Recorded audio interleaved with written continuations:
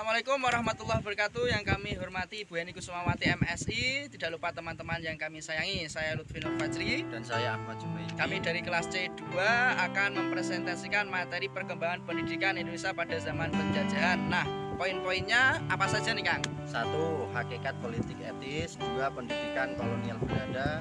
3. Perkembangan pendidikan yang bersifat nasional. 4. Sistem pendidikan Jepang. Hal pertama yang melatar belakangi perkembangan pendidikan Indonesia adalah hakikat politik etis dalam sejarah pendidikan pada awal abad ke-20.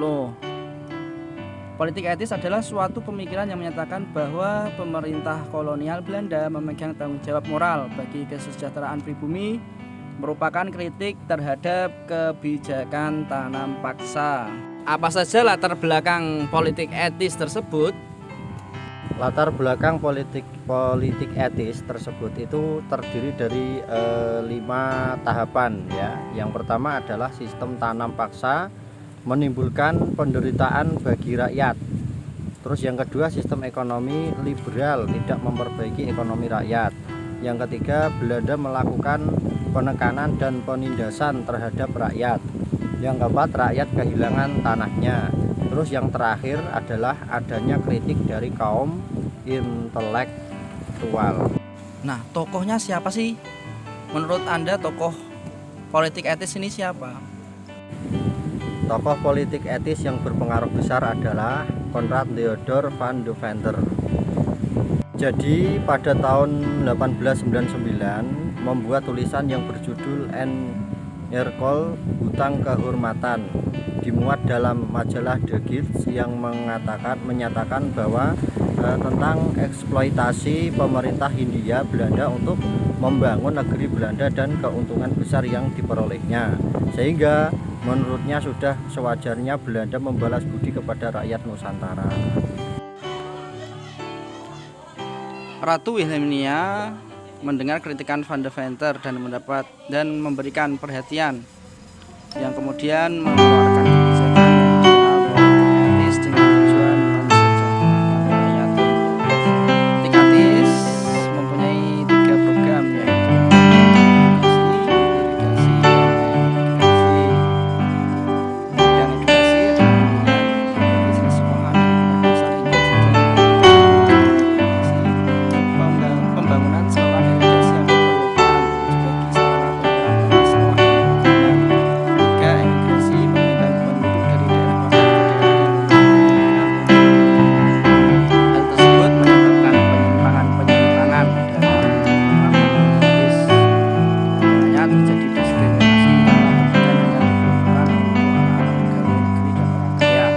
Pendidikan hanya untuk keluarga, administrasi zakat dan murah. Dan irigasi, pelayanan hanya untuk melayani tanah-tanah perkebunan swasta asing saja, bukan wilayah bidang migrasi bukan untuk pemerataan penduduk, tapi hanya untuk memenuhi tenaga kerja di perkebunan dan perusahaan di luar Pulau Jawa yang memang jarang penuh. Nah, selanjutnya perkembangan pendidikan Indonesia pada zaman penjajahan. Yang poin kedua adalah sistem pendidikan kolonial di Indonesia sebelum masuknya Jepang. Ketika era Belanda sudah berakhir, Jepang memberikan SD orang Eropa atau MS dan SD pribumi. Belanda Science School (MS). Kemudian pada tingkat menengah ada MULO, dan setelah menengah atas ada AMS, dan selanjutnya ada HBS, yaitu menyatukan O dan A. Pada perguruan tinggi ada PHS dan ada Stovia, ada juga RAS dan NIAS. Selanjutnya poin yang ketiga adalah munculnya atau berkembangnya pendidikan yang bersifat nasional Indonesia seperti mahasiswa Muhammadiyah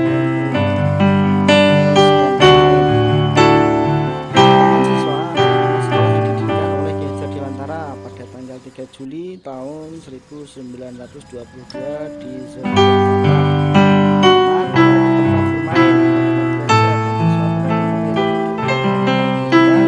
sekolah taman siswa ini diberi nama Nasional Institut Taman Siswa. Taman siswa ini sekarang berpusat di Balai Taman Siswa di Jalan Taman Siswa Yogyakarta.